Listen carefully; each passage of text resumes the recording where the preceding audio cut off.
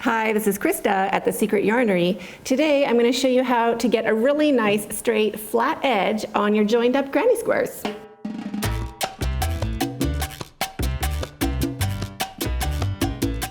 So if you're wondering how to get the right stitch count for your joined up granny squares, I will be showing you how to do your joins so it works out really, really great. All you'll need is your hook and corresponding yarn to the project you used. For this tutorial, I'm not doing a chain in between my shells just because I didn't do a chain in between my shells of my granny squares. So you're going to follow that, whatever you did with your granny squares, into how you're doing your shells for the border round, and also your chain in the corner. You'll just do whatever chain you did for your corner in the corner of this border round. So let's get started. So pick a corner to start, put your hook into that corner space, put a loop of yarn onto your hook, leaving a long enough tail to sew in with a needle later. Bring it through and slip stitch with both strands to join. Now you can drop your tail and just hold it along that corner for a few stitches. Wrap your yarn and chain 2. 1 and 2.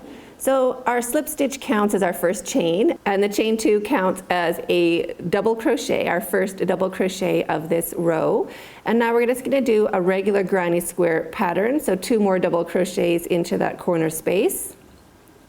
1 and 2, and I'm going over that tail for those first 2 stitches, and now I'm going to drop that tail.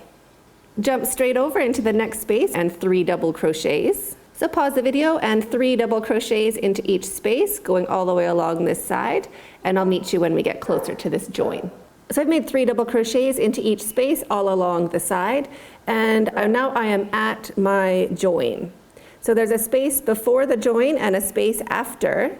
We want to turn these 2 spaces into one granny shell, or one set of 3 double crochets. So I'll just show you how we do that. Make 1 double crochet into the first space and finish it off. Into the same space, start your double crochet. So we're going to do a decrease. So start your double crochet, wrap your yarn and just take off 2. Leave those last 2 loops on your hook. Wrap your yarn and start a double crochet on the other side of the join in the next space. So leave that last loop on your hook. Now you have 3 loops on your hook. Wrap your yarn and take off all 3 loops. So that finishes those double crochets together, and 1 more double crochet into the second space. So your join will look like that. Double crochet, decrease, and double crochet. And then on the top, pull my hook out for a sec. On the top, you'll see just 3 stitches. So for your next round, that will count as a shell. So now keep going, 3 double crochets into each space, and I'll meet you when we get to the next join. So into the first space of our join, 1 double crochet, and start the second double crochet, leaving it on your hook. So we're not going to finish that double crochet. Wrap your yarn and into the other side of the join, start a double crochet, and now finish those both together. So wrap your yarn and take off all 3 loops.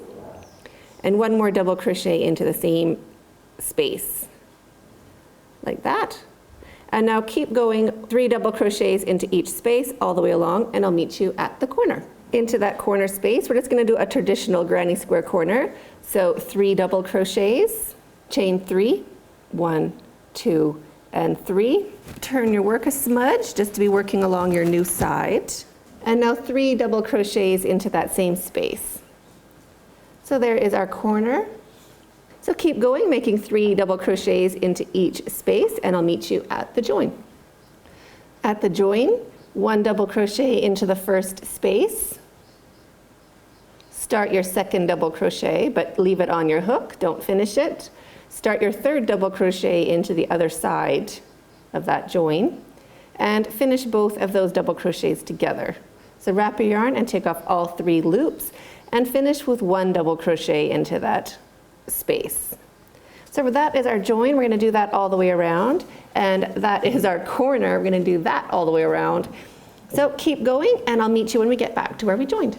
If your pattern calls for a chain 1 in between your shells, you can do a chain 1 in between your shells for the border round as well. I've gotten back to where we joined, where we started that corner. So into the last corner space, 3 double crochets. And the same chain you did for your corners, so I did a chain 3. So I'll chain 3 and slip stitch to join. You can do an invisible join if you feel like it. One little slip stitch, chain 1 to secure your yarn. Cut your yarn, leaving a long enough tail to sew in with a needle later. Pull your hook up and your yarn through and snug that down to secure. So there is the edge on our granny squares. You can see it dips down a little bit in where our join is, but the next round, or if you do a border on it, that'll just pull it up really nice.